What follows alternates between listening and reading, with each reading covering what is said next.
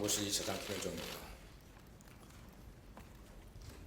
어제 정부의 한일 지소미아 종료는 많은 고민과 검토 끝에 국익에 따라 내린 결정이었습니다.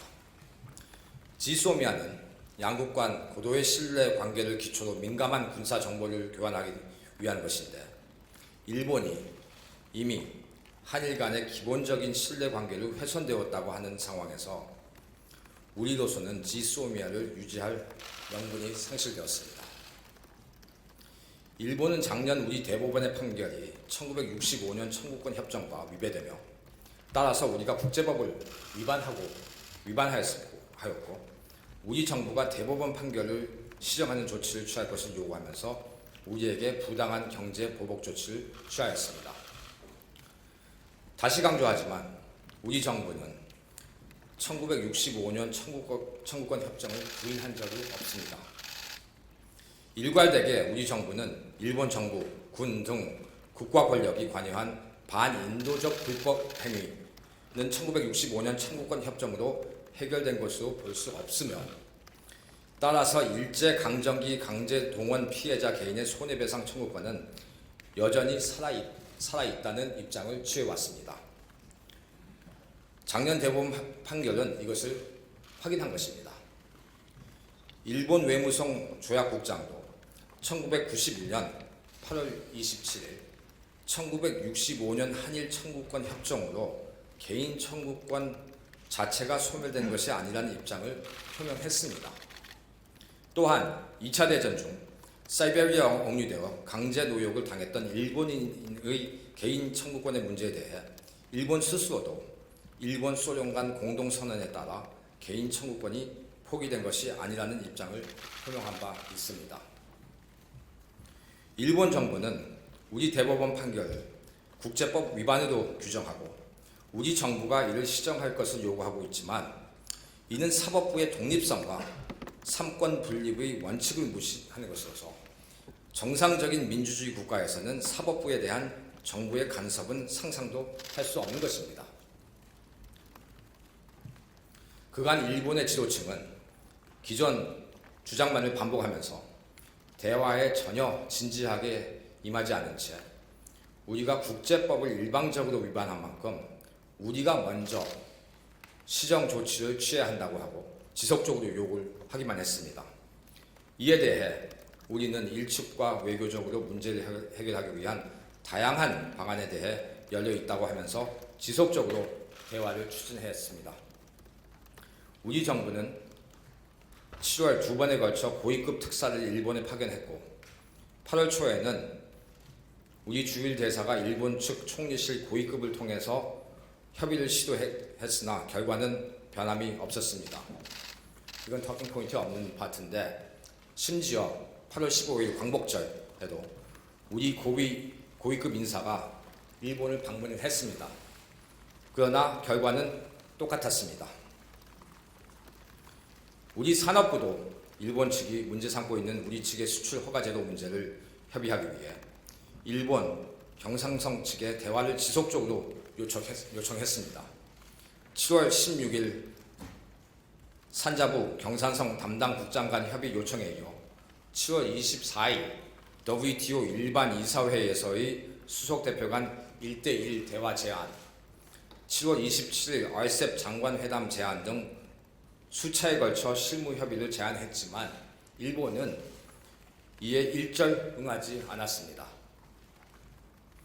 대통령의 8월 15일 광복절 경축사에서도 우리는 일본의 대화를 손길을 내밀었고, 심지어 경축사 발표 이전에 일측에 이러한 내용을 알려주기까지도 했습니다만 일측은 아무런 반응을 보이지 않았고 고맙다는 언급조차도 없었습니다. 8월 21일 베이징에서 개최된 한일 외교 장관 회담에서도 일측은 기존 입장만을 반복할 뿐 진지하게 대화에 임하지 않았습니다. 정부 차원의 노력만 있었던 것은 또 아닙니다. 국회 차원에서도 7월 31일부터 8월 1일간 한일의원연맹 소속 우리 측 의원들이 일본을 방문해서 일측 의원들과 협의를 해보았지만 우리 대표단이 현지에서 어떠한 대우를 받았는지에 대해서는 제가 지금 이 자리에서 설명 안 해도 여러분들이 다 잘 알고 계실 것입니다. 또한 문희상 국회의장의 특사 자격으로 박지원 의원도 8월 19일부터 20일간 일본을 방문해서 한일 갈등을 해결하기 위해 노력을 했지만 결과는 동일했습니다.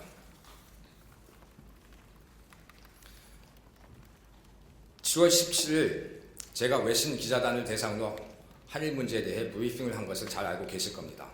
당시 저는 국내 언론의 비판이 있을 것임을 잘 알고 있으면서도 일본 국민들에게 직접 메시지를 전달하고자 메이지 유신을 성사시킨 조슈 사츠마 동맹까지 언급하면서 한일 간 미래지향적 협력 필요성을 강조했습니다. 미국도 7월 29일 현 상황 악화를 방지하고 한일 양측이 대화로 문제를 해결하도록 권고하는 현상 동결 합의 (Standstill Agreement)를 우리와 일측에 제안했습니다. 우리 측은 이를 환영하고 일측과의 협의에 동의하였지만 일본은 미국의 이러한 제안마저도 거부하였음은 물론 이러한 제안에 존재하는 것을 부인했습니다. 앞서 설명드린 것처럼 우리로서는 진심으로 편견 없이 일본과 강제징용 문제를 외교적으로 해결하기 위해 모든 방안에 대해 긍정적으로 검토할 용의가 있었었고 이러한 입장을 일본 측에 전달했습니다. 그러나 이에 대한 일본 측의 대응은 단순한 거부를 넘어 우리의 국가적 자존심까지 훼손할 정도의 무시로 일관했고 외교적 결례를 범했습니다. 한편 정부는 이번 한일 갈등 문제를 비롯하여 한일 지소미아 문제에 대한 검토 과정에서 미국과는 수시로 소통을 했고 특히 양국 NSC 간에는 매우 긴밀하게 협의를 했습니다. 정부는 이번 결정이 한미 동맹의 약화가 아니라 오히려 한미 동맹 관계를 한 단계 업그레이드 시켜 지금보다 더욱 굳건한 한미 동맹 관계가 될 수 있도록 노력해 나갈 것입니다. 2016년 11월 체결된 한일 지소미아가 이번에 종료됨으로써 안보와 관련된 군사정보 교류 부족 문제에 대해서 우려하실 수 있습니다. 이에 대해서는 2014년 12월 체결된 한미일 3국 간 정보 공유 약정 TISA를 통해 미국을 매개로 한 3국 간 정보 공유 채널을 적극 활용해 나갈 것입니다. 아울러 정부는 앞으로 국방 예산 증액, 군 정찰 유성 등 전략 자산 확충을 통한 우리의 안보 역량 강화를 적극 추진해 나갈 것입니다. 국민 여러분께서도 이번 일본의 우리에 대한 경제 보복 조치를 보시면서 우리가 스스로 핵심 부품 소재에 대한 자립도를 높이지 않으면 언제든지 외부로 인해 우리 경제가 위험에 노출될 수 있다는 사실을 확인했을 것입니다. 안보도 마찬가지입니다. 현재 국제 정세는 불과 몇 년 전과는 확연히 다른 환경이라고 할 수 있습니다. 자주주의가 쇠퇴하고 자국 우선주의 만연하고 있습니다. 이런 상황에서 우리 스스로를 지켜낼 수 있을 정도의 국방력을 갖춰야만 안보 위험에 노출될 가능성을 예방할 수 있습니다.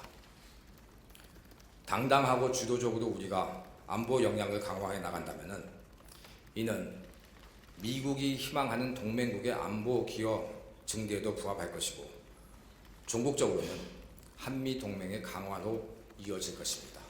이상입니다. 감사합니다.